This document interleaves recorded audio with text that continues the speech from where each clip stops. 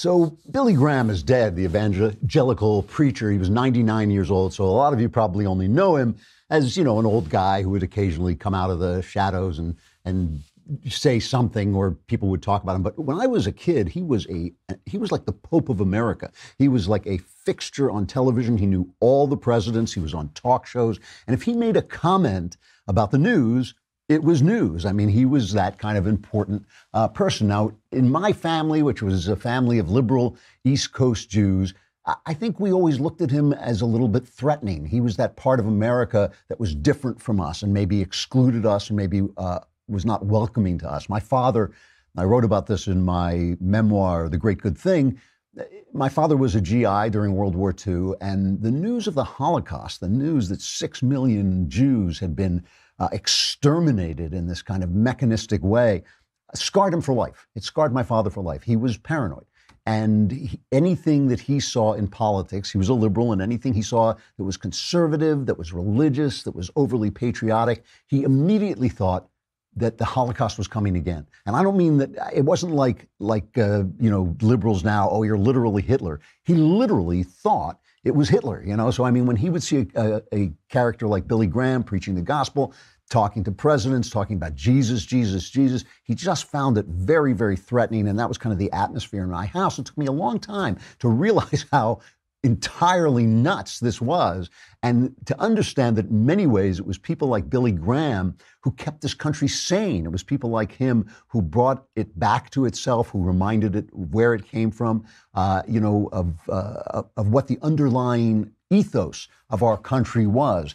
He is the guy that the left usually hated, and yet even people like Dan Rather said when they went to investigate him as an investigative reporter, and then they heard him preach, they almost came to Jesus. They almost came down and gave themselves to the Lord. And I think that he, when I get a letter, as I occasionally do, that says something that I said or maybe my memoir helped someone find God in his life, that's probably the letter that makes me feel best, because it's not like, oh, I enjoyed your show. It's not like, oh, I enjoyed your novel. It's like an eternal win, It's like an infinite win. And I always joke that if I have enough of those, when I get to heaven, not only will they let me into heaven, but they'll give me a toaster, that you get an extra little bonus. But he did that to thousands upon thousands of people. I'm going to tell a little bit about that. All week long, we've been talking about what I think are fake crises. This gun crisis, this school shooting crisis. It's not that that's not a tragedy. It's not like it's not a terrible thing, but a crisis is something different. A crisis is something that if you don't get on it, if you don't stop it right away, it's going to lead to a disaster. That's what a crisis is. A crisis is something that if you don't turn it around, it's going to lead to a disaster. I do not think guns are a crisis in this country, and I certainly don't think the Russian trolling of our election was a crisis. We've been talking about crisis after crisis that doesn't exist, that is simply a tool that the media, which is the left, is using to take your rights away, to gain more power. In the case of the guns, it's to take your God-given right to defend yourself away. In the case of the Russians, it's to delegitimize Donald Trump, who they hate. But there actually is a crisis in this country that's real, and I think the passing of Billy Graham gives us a good reason, a good pretext to talk about that real crisis. Trigger warning, I'm Andrew Klavan. This is The Andrew Klavan Show. I feel hunky-dunky. Life is tickety-boo. Birds are winging, also singing hunky-dunky-doo. Ship-shape, tipsy-topsy, the world is zippity-zing. It's a wonderful day, hurrah, hooray! It makes me want to sing. Oh, hurrah, hooray! Oh, hooray, hurrah! Hooray, hurrah, it's mailbag day. So we have some great questions that came in. I will answer as many as I possibly can. Personal questions, political questions, religious questions. My answers, and this is reassuring, my answers are guaranteed 100% correct and will change your life on occasion for the better. Also, I have to bring this up. Lindsay put a picture of herself on Twitter. She is about ready to explode. That baby is basically she's knocking at the door. Yesterday, Ben was nice enough to do a little interview with me on Facebook Live, and yesterday the show shot up. It got as high as number 12 on all of iTunes. Now, I hope you understand that this creates in you a patriotic duty as a God-fearing American to put the show in the top 10. So, give it to your friends, tell your friends about it. Make sure you subscribe on SoundCloud or iTunes. If you have an Android, sell your Android, get an iPhone so you push it up in the iTunes level. If, perhaps you have like an older elderly parent or relative who's no longer quite conscious, move their hand to morals don't matter. Nothing matters except pushing the show into number 10. Anyway, it was wonderful that Ben did that. If you're a new listener, welcome. And that gives us an opportunity to tell you about tripping.com, because tripping.com is the largest rental site. What it is a site where you can find rentals for when you go on vacation. Now, this is a thing we talk about all the time, because I'm kind of a creature of habit. I like to go to a hotel, and my wife sometimes says, why don't we just rent a place? And, I usually say what I say to her: don't make me come over there, woman. No, that's not what I'm joking. I have to tell my audience I'm joking, because they think, oh, is that how I'm supposed to talk to my wife? No, it's not. But I finally listened to her and we have on occasion rented a place. And the difference is, if you get a place like that through tripping.com, you don't get a cookie cutter hotel. You have enough room. You can get all kinds of amenities that you can't get at a hotel. A hot tub if you want one, or a fully stocked kitchen, or free Wi-Fi. All the things that people get that you can get if you rent somebody's place through a place like tripping.com. And tripping.com is the world's #1 site for vacation rentals. It's trusted by millions of travelers, featured by the New York Times, Travel and Leisure, Forbes, and more. And tripping.com can just help you find a great place to stay while you're on vacation. It might be a townhouse, might be a house on the beach. With tripping.com, one search lets you filter, compare, and sort over 10 million available properties on trusted sites like VRBO, TripAdvisor, Booking.com, and more. Don't wonder if you're getting the best deal, because you'll save an average of 18% per night by booking your vacation with tripping.com. So don't forget, if you want to save time and money while booking the perfect vacation rental for your next trip, head to tripping.com/Klavan today. And you might say, well, I'm tripping. I don't remember how to spell Klavan. It's Klavan. So that's tripping.com/Klavan, tripping.com/Klavan. It will improve your vacation life. So this thing has gotten out of hand, this thing with the guns and the hysteria and the crises. CNN has now crossed over. Remember when Donald Trump said that these people are the enemy of the people? They're the enemy of the people. They have crossed over into a kind of disgusting craziness. They are using the traumatized children of this disaster to push gun control. They're feeding them lines. Let's just take a look at that montage. Did I send you that montage? Let's just play this montage of them coaching these poor kids to sell their agenda. Do you have a message for the lawmakers? Do you have a message for Congress, for the president? Yeah. David, we wanted to have you back because your interview yesterday got a lot of attention with us, because you made this personal appeal. I mean, you just looked at the camera and you said to everybody listening, we're children, you're adults. Figure this out. Children are dying. Did you hear from any leaders? Did you hear from anybody in power after that yesterday? Some people who say there's nothing you can do to stop somebody. If they want to kill, they're going to find a gun no matter the law. As a 16-year-old student who just went through this in your community with your friends, what would you say to the adults? I want to read one of the president's tweets from over the weekend. He wrote, I'm wondering what you think of this tweet and others from the president this week. Look, and we have examples of other countries that have done more and have passed national gun control laws, and guess what? Gun violence went down. Shocking.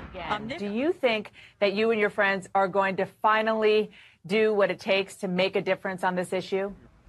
What I would like to do is I would like to bring in some traumatized kids from the ghettos of Chicago and Baltimore and St. Louis and New Orleans, cities that haven't been run by a Republican since the Jurassic Age. I'd like to bring in some of the kids, the relatives of the kids who are being killed there every single night by stolen guns, by guns gotten illegally. And I'd like to ask them, shouldn't we have a city that's run by Republicans? Wouldn't you prefer to have your city run by Republicans? Wouldn't you prefer if your mom had married your dad? Wouldn't you prefer if the culture of drugs weren't sweeping over your neighborhoods? It's disgusting. It is disgusting what they are doing. And it's not the kids' fault, obviously, and I'm sure their parents and they are hearing from psychologists saying, well, it's good that they're talking about it. It may be good that they're talking about it, but not on CNN and not being used to express an opinion. People's opinions change between the time they're 16 and the time they're 25. They may not want to go back and see that they went on TV saying something that they no longer agree with. And remember,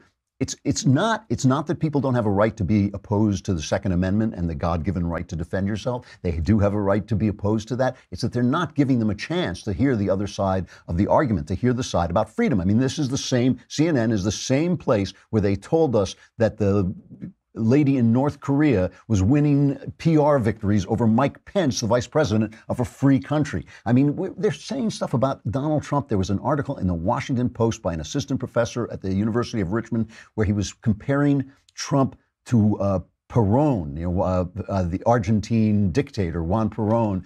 And we've seen Evita, this is like this communist dictator, and say, oh, Trump is much worse. Trump is much worse. Perón did some good things. He did some good things. And as I was saying yesterday, we know that fascists can do some good things. They used to say the Nazis made they said Mussolini, the fascists made the trains run on time.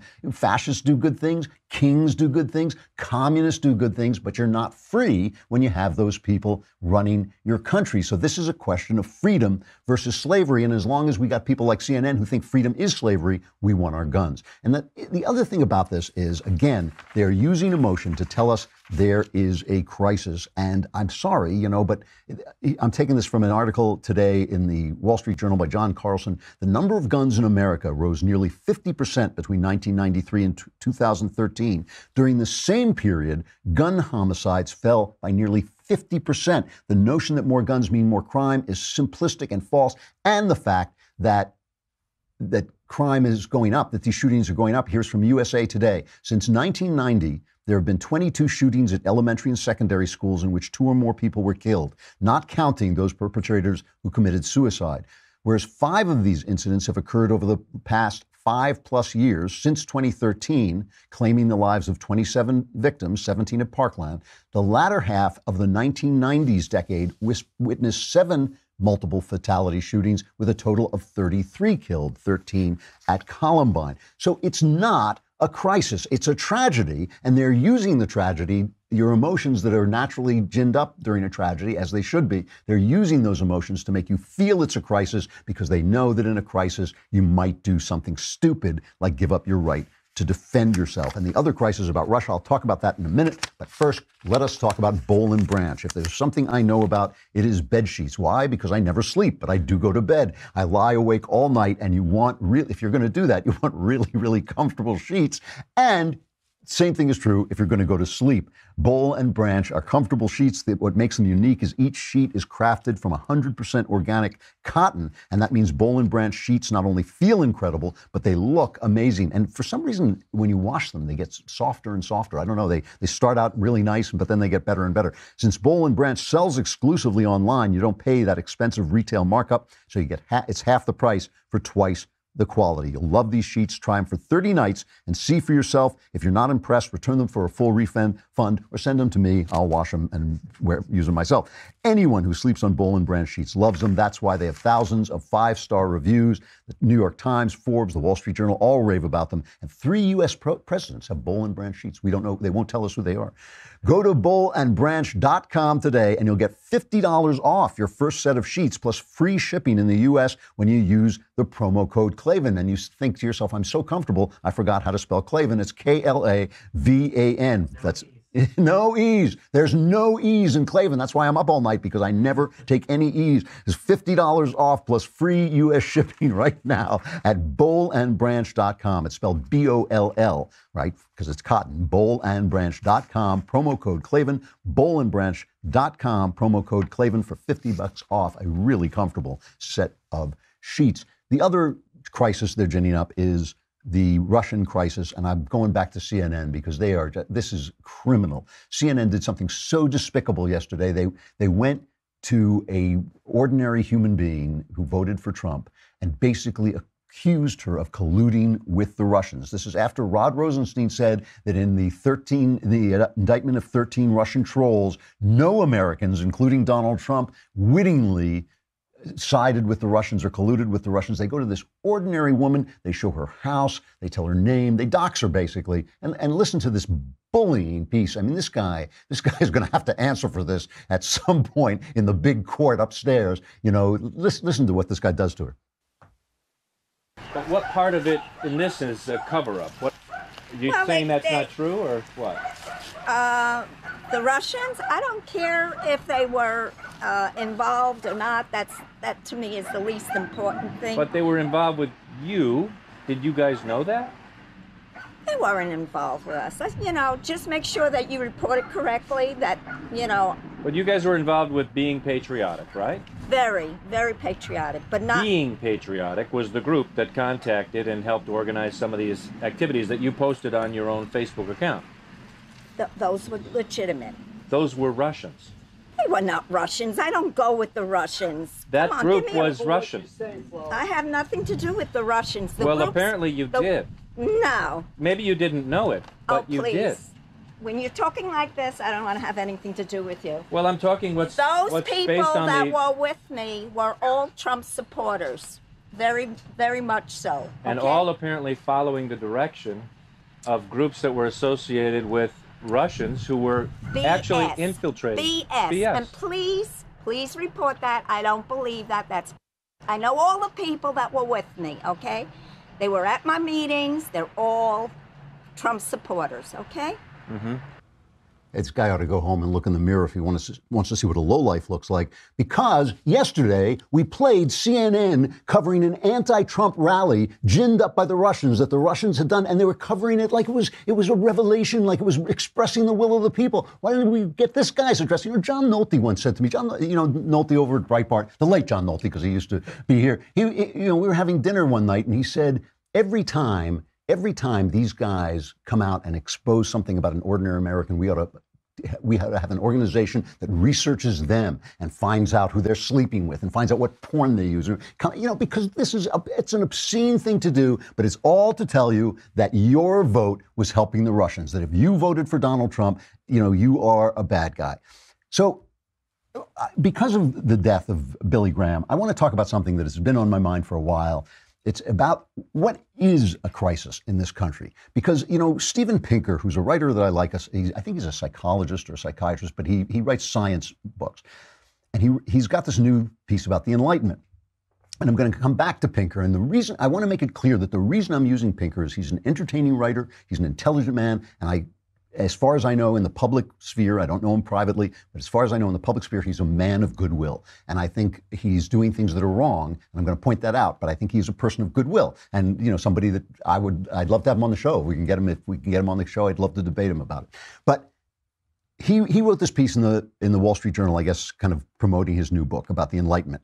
And he says, things are going great. He says, consider the U.S. just 3 decades ago. Our annual homicide rate was 8.5 per 100,000. That's 3 decades ago. 11% of us fell below the poverty line as measured by consumption, and we spewed 20 million tons of sulfur dioxide and 34.5 million tons of particulate matter into the atmosphere. That's 30 years ago. Fast forward to the most recent numbers available today, the homicide rate is 5.3, a blip up from 4.4 in 2014. 3% of us fall below the consumption poverty line, and we emit 4 million tons of sulfur dioxide and 20.6 million tons of particulate, despite generating more wealth and driving more miles. And this is, you know, fantastic news. I mean, and going around the world, poverty is falling. Disease, those horrible plagues that almost wiped out humankind, they are falling. Hunger, all these things are all going away. All the predictions that we were going to become overpopulated, they were all overtaken by science. Now, Pinker says this is due to the Enlightenment. And one of the things that really gets me, not just about Steven Pinker, but it gets me about a lot of these atheist science writers, is they really know their science, but they don't know their history and they don't know their theology. And when they start talking, I mean, Pinker writes one of the books he wrote, he writes a whole thing about how there's no ghost in the machine. Well, the ghost in the machine is an idea. I don't have time to go into its history right now, but it's an idea that came of age after the Renaissance, as a reaction to certain kind of scientific thinking. It is not the way most people have thought about the soul forever. I mean, Plato wrote about the fact that there's no ghost. It's not like your soul can blow away after you die if there's a high wind. You know, so in other words, he's arguing with things that most Christians, most believers don't believe, because he doesn't study theology. He studies science, and then he thinks, oh boy, you know, this is like really good. Now, I want to compare him. So he's talking about, he gives credit to the Enlightenment. But the thing is, there were many Enlightenments. There was the French Enlightenment, which was all based on rationality and reason, and it ended with the terror. It ended with people tearing each other apart in the name of reason, beheading each other in the name of reason. Then there was the British Enlightenment, and remember, the British cracked down on revolutionaries. They did not want the French Revolution to spread, and so they started jailing writers. They had a big crackdown about it, but they maintained a liberalization of policies. They moved into the future, bearing their traditions with them, and they owned the next century. They invented the steam engine. They basically guided the Industrial Revolution. It came out of England. They invented America, right? They invented the Constitution. Those guys who were based in Britain, those Anglo-Americans, invented the Constitution. It was from them, many of them, people of faith and an atmosphere of faith and a country full of faith. It was many of them that guided us into the present. Now, here it is. So things are going great. But here's another thing. This is why I say it's a crisis. Life expectancy in the U.S. fell for the second year in a row in 2016. Now, think about that for a minute. I mean, if that is not a guide to how well things are going scientifically, life expectancy in America fell 2 years in a row. Now, it may be a blip. 2 years is not, a trend, but it's an important statistic. And the life expectancy was nudged down by what? Opioid overdoses. People are killing themselves. They're killing themselves trying to stop some kind of internal pain. Now, the House Republicans are taking this up today, and good for them. But I think that, I am a deep believer in trying to solve your problems without drugs altogether. I'm not a doctor, so don't go off your meds because I said so. I'm just saying that, even when you take antidepressants, it should be in order to get off antidepressants. You should take them unless you have a strictly scientific imbalance and it's not caused by the events in your life. You should try to get off the antidepressants through therapy. And if the antidepressants help you do that, that's fine. So what I'm talking about a world where things are going great and everybody is miserable. Louis C.K. did a routine about that. Everything's fantastic, everything's amazing, and everybody's miserable. And that seems to be really true in this country and throughout the West. In Europe, they're not even having children anymore. In Japan, they're not having children anymore. They're dying out. And then the elites say, well, we have to bring in more immigrants. And you think, well, why don't you just have more children? I said this to somebody the other day. He said this, we have to bring in immigrants. He was from another country, I won't say which, because it was a private conversation, but he said, we have to bring in immigrants because we're not having children. I said, well, why don't you get people to have more children? And he said, well, we've got all kinds of benefits for people with children. I thought, well, maybe that's not, giving people benefits is not what makes them have children.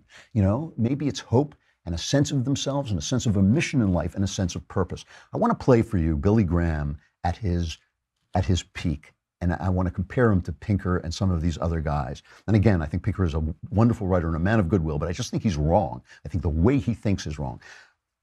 I read the book Unbroken, wonderful, wonderful book. And if you just saw the movie, you shouldn't. Go read the book about Louis Zamperini. He was an Olympic distance runner. He ran in the Jesse Owens Olympic in '36. He shook Hitler's hand afterwards and all this. And he became an American soldier, and he was captured by the Japanese. And he was tortured. I mean, the scenes of torture in this book, she writes the book so well that it's not unbearable, but it's horrible. It is horrible. He was tortured beyond the ability of a normal human being to imagine. And he came back, and he was, of course, broken. The fact that he lived through the things he lived through, just the time he was on the raft before he was rescued by the Japanese, and then the torture he went through afterwards, that anybody could live through this, is a testimony to his internal fortitude. But after that, he was broken. He became a drunk. He loved his wife, and one day he woke up with his hands around her throat because he thought he was strangling the guy. He had a dream that he was strangling the guy who tortured him. He was filled with rage. He was unreachable. His wife, even though he loved his wife, he was going to lose her. He was unreachable. And he walked in, and he heard one of Billy Graham's early sermons. He would set up this tent, and so many people showed up that Graham, even though he was losing his voice, kept pushing on, kept going out, and he went there, and he was saved. And when I say he was saved, never mind what happens to him after death, let's put that aside for a minute. He was saved in this life too, because God came into his life, and the last half of his life was just as beautiful as the first half had been, more so because he was suddenly helping other people. That anger fell away from him. He forgave the man who tortured him, which is an amazing thing to have done. I don't think I could have done that, but it transformed him. You only have to do that once. You only have to do that once, as far as I'm concerned, to get the toaster when you get to heaven. Billy Graham did this tens and tens of thousands of times. I don't know how many times, probably millions of times. Let's just play the second take, number 13, Billy Graham preaching in his heyday about the fact that the truths of the Bible are revealed not to the wise, but to the little children. This cross, this preaching of the gospel of Jesus Christ, the scripture says, is wiser than all the men of all the ages. Wiser than all the university professors, wiser than all the intellectuals. It's foolish to the world, but God says this very foolishness is wiser than this world. That's an old-fashioned, fire and brimstone kind of style of preaching. It's kind of gone out of fashion, but this thing brought people. I think he's in Madison Square Garden. He would fill the garden, like the Beatles. He would fill the garden, and people would find themselves coming to Christ. And he's the guy who talked to George W. Bush when W was using drugs and drinking. We don't know exactly what he was doing, but we know it was bad. He took a walk with Billy Graham, and he came and changed his life. This was a powerful, powerful guy. Now let's compare this to Pinker talking about why he doesn't believe in God and why it's not a scientific idea.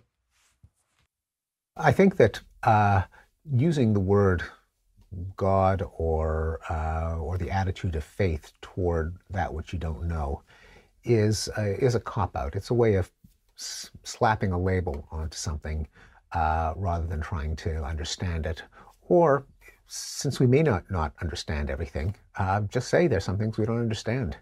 To invent stories that sound as if they were true or could be true, to pretend that they're true just so that we can have a story, I think is unsatisfying, and it could even be immoral because it could lead you to mistaken policies, to getting in the way of your best understanding of how the world works, to doing things that lead to more harm than good.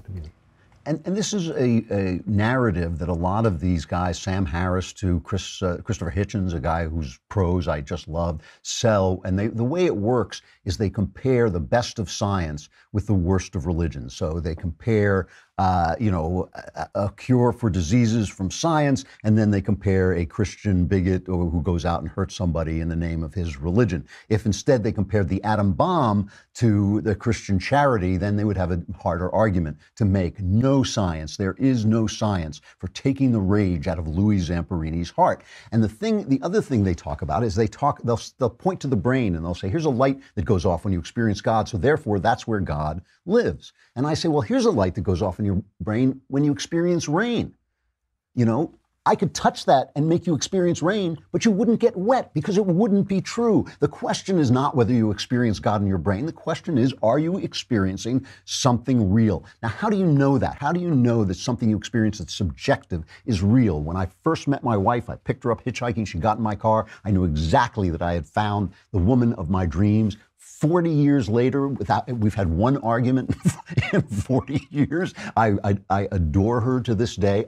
Obviously, I was right, but I can only know that through lived experience. There's nothing in my brain that they can look at to know that. Over the course of 40 years, I'm sure I felt a million things about my wife, but I've never stopped loving her, so I was right when I saw her. That subjective experience related to something true. When the anger and the rage fell from Louis Zamperini's heart, when the tendency to depression fell from my heart, I was experiencing something real that nobody can do. They can give you a pill that stops you feeling your depression, but they cannot give you a pill that improves your life and suddenly gives you an understanding of who you are, why you were made, where you come from. It is a different thing. All the arguments, the thing that gets me about the arguments of the atheists is not that they don't have the right to make them, not that they're bad people for making them. None of that is true.